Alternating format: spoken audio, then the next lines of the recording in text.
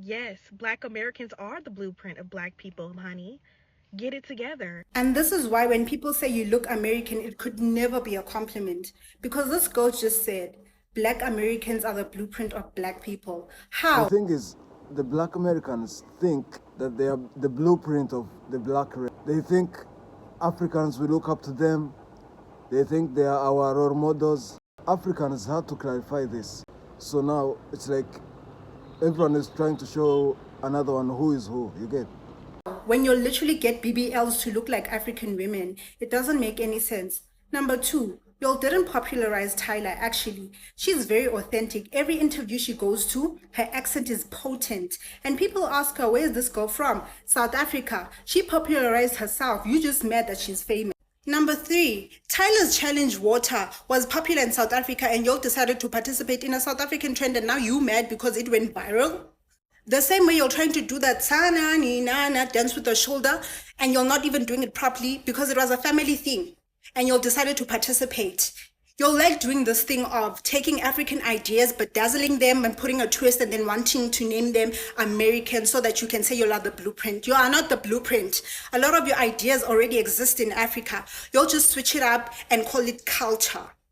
I think the word she was looking for is influential. So that means you influence people into wanting to do the same things as you. But blueprint means I came up with the idea, which is kind of crazy. An example of this is them wearing locks and putting a lot of beads on and waist beads and skirts and calling it the Earth Girl aesthetic.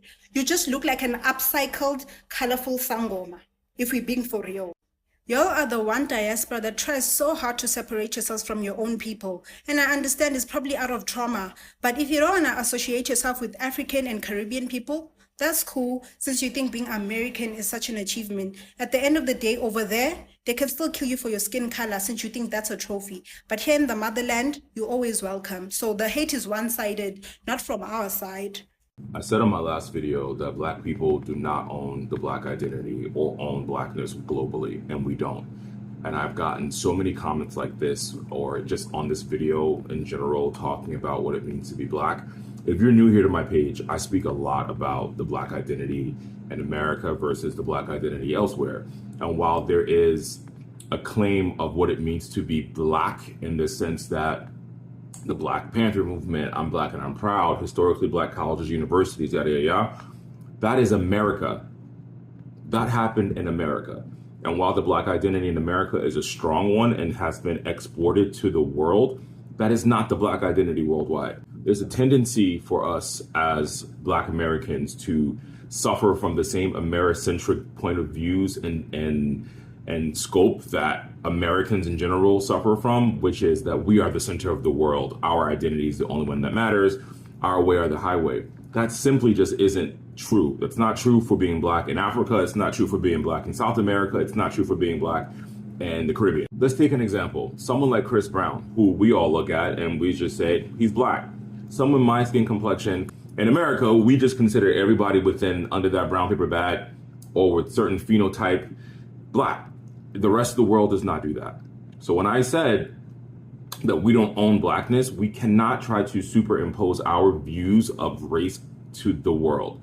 Tyla is a colored woman from South Africa. There were also several comments talking about Tyla is using Black American culture to market to Black American people. Please name me anything about what Tyla represents that is Black American. I'll wait, because you can't, right? I know we are so used to having to fight for gatekeeping Black American culture because so many people within the diaspora have been able to come to America and benefit from Black culture and exporting that Black culture from the way they talk, the way they dress. A lot of Afrobeat artists have done that in the past. Yes, I'm not going to negate that. But Tyla is unapologetically South African. She speaks like a South African. Her music is South African. Her talk is South African. Nothing about her is American. We have to find the ability to decenter ourselves in these conversations when it comes to race, because historically, race has never been a monolith around the world. And I know a lot of us don't travel because we can't afford to, or it's not within our wheelhouse to do so. But once you travel and you start seeing how the world operates, I promise you, you understand America is definitely not the center of the world.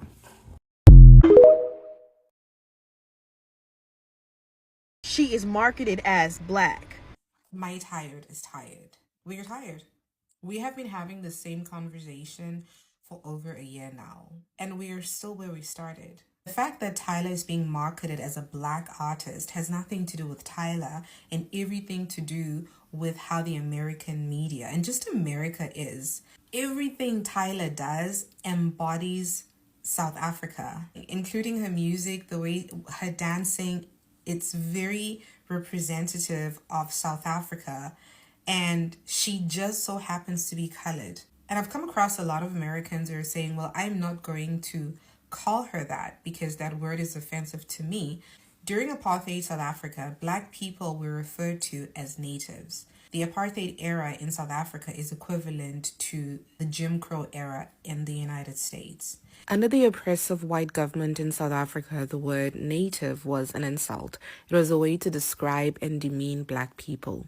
And as a legal term, it was used to distinguish European settlers from the indigenous inhabitants, a different category of people deemed inferior and uncivilized. If a Native American were to move to South Africa, we would not say, we cannot call you a Native American because the word native was used to oppress us black people. We would not say, we are just going to call you an Indian or we're going to call you a colored depending on what they look like. We just would not do that. If the person is a Native American, then they're a Native American. I can think of two reasons Tyla cannot just, actually, I can think of more reasons why Tyla cannot just claim blackness. Number one, I think it's because Tyla could be the most famous colored person we've ever had out of South Africa.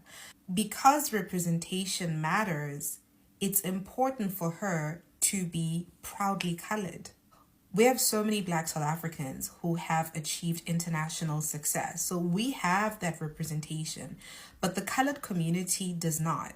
I don't know if I'm forgetting any other colored person, but if I do, South Africans, please let me know in the comments. But I think it's so important for the colored community to have a colored person achieve that much international success. And the second reason Tyla cannot just claim blackness to appease to the American audience is because apartheid is very complex. I don't really want to go too deep into it right now, but because of the way that the oppressive apartheid system was set up, although all people of color, black people, colored people, and Indian people were oppressed, colored people had a little bit more of a privilege than black people. So it's just politically incorrect for a colored person to claim blackness. And I know as an American, you'd be like, so why are you guys even defending Tyla? It's because Tyla is South African and we look at her as a South African. We don't look at her as colored. We don't look at Trevor Noah as biracial. We don't look at Charlize Theron as white. These are South Africans. I don't know how else to explain it to you, but in South Africa, as much as we have the history that we have, the history of colonization, the history of apartheid, we have our own politics, our own racial tensions, but it's not in an American way. And you don't have to call Tyla colored. Like, you never ever have to refer to Tyla as colored.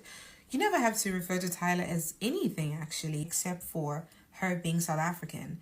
Because everything she does, like her entire brand is South African. It's not black, it's not colored, it's just South African. And because of South Africa's complex history, you cannot force her to abandon her colored identity for blackness. We cannot spend another year having this conversation. We are tired. We are enough.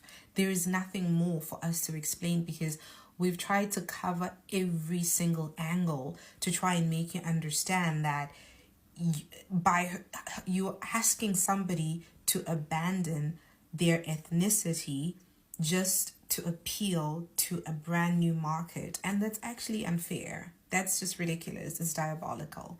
So please, let's stop. You know, ne, one of the cuckest things I had to adjust to, moving to America, my bro. He's walking barefoot in the house. My bro, No G-string clappers. No way. You take your shoes off by the door. Okay, not in all houses, but in most houses in America. Now the problem with this is my house family has wooden floors, my bro. So now I can't walk calf foot like that. So now I walk with my socks on. You know how many times I did clean my... Yo. You know how many blow call I have on my bum from cleaning here down the stairs? It happens at least 2 times a week. At least 2 times a week. Nee, man. Why must you calf foot anyways? Fancy's morning slippers. Y'all, I just got whole pulled over by the police. Oh my gosh. Like, I took out my phone and he was like, you can't have your phone out. Pull over to the left. And I thought he was telling me to come to this plaza. So I came to this plaza and then he's like, why did you pull into this plaza? This is a private plaza. And I'm like, okay, like I thought this is where you telling me to go. And he was like, well, I'm gonna charge you 1,000 something rand. And I was like, okay, well, I need to go get my kids. Can my husband, like, can you give me a ticket and I'll go pay it? And he's like, no, I need to take you now to the police station so you can pay it right now. And I was like, I need to go get my kids. I can't be late getting my kids. Can my husband come down here and he could go with you to the police station to pay it? And he's like, but your husband didn't do it. You did it. I was like, well, we share an account. So, like, can my husband just pay it? And y'all, let me leave. Hold on. Okay, so he's all like, no. I was like, I can have my husband Uber down here. He can go with you to go pay this bill. And he was like, I was like, because I can't, like, pay it tomorrow. And he was like, no.